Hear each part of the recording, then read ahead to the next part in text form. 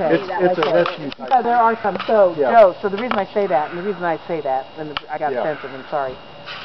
The guy that started this in 1991. He loved cats, so he purchased, this was his second cat, was a leopard, Kiki. We actually still have Kiki in the front. And at the time, Joe was in New Mexico, and he came across a man that had two tigers, and he said they weren't white though, in the back of a minivan, Volkswagen bus, and they had rotten teeth, and one was blind, and they'd been starved, and the guy had used them in a roadside, come here and you too can get your picture taken with these guys.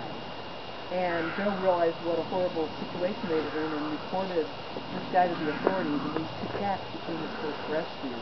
So we got their names were BC for Blind Kitty and Molly, and he got those two cats, brought the three cats, Kiki, the leopard, BC and Molly, the two tigers, back here and started this place.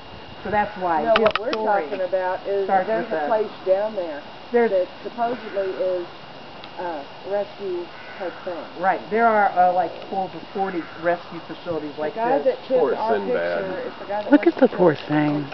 Yeah, it's got the dislocated shoulder. Hey, kitty. Poor guy. It was all glassed in, and they had 4 tigers in there.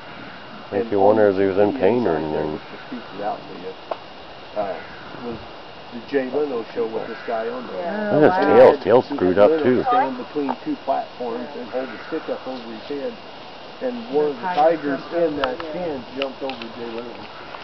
They had some big tigers down there too. Hello.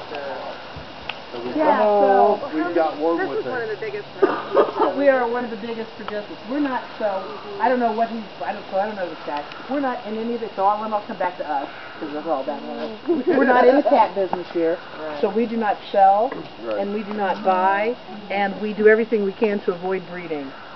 We have a clinic on site where we can spay and neuter our cats, but we just built that about 4 or 5 years. I've got some more.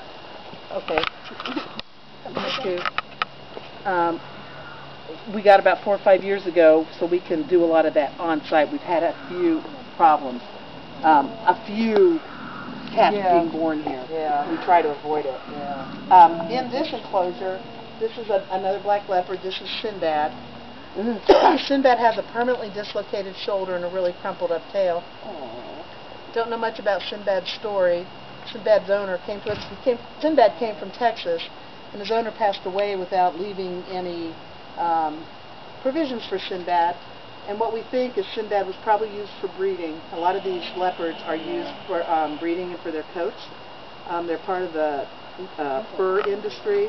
And we think that Sinbad probably pretty much spent most of his life in a box being used to just breed the cat, which would explain why that tail never grew and why that shoulder was permanently dislocated.